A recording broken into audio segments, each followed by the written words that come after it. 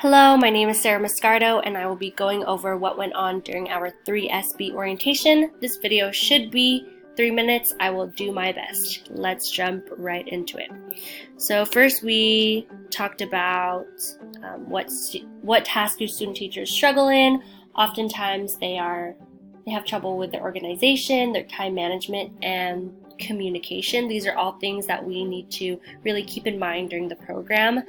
Dr. Sampson really stressed communication, as this will be a tool to be used especially with our professors when we have family obligations, or if we can't turn our assignments in on time. It will be very important to communicate with our professors as well as with our colleagues inside the program.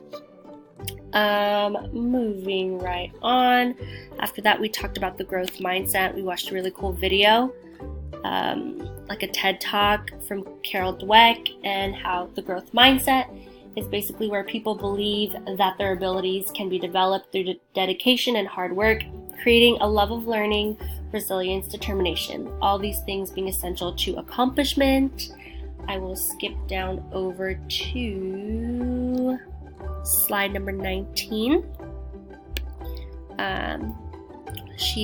Dr. Sampson explained that we will be doing a 90-second video using this app Flipgrid, and how it's really awesome. Instead of typing up a paragraph or two, we'll be doing these videos and possibly using this throughout our semesters in the program. Next, we had an awesome panel discussion. I found this to be super helpful because we could ask these students that are now in their third semester of the program and ask them questions, like how they survived the program, lack for a better term, survived. Also ask them for any tips, what they did to stay organized, if they worked, if they did not work, what worked best for them. Then we had lunch.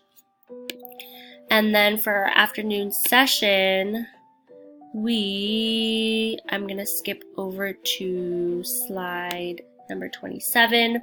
We talked about the class TE 362.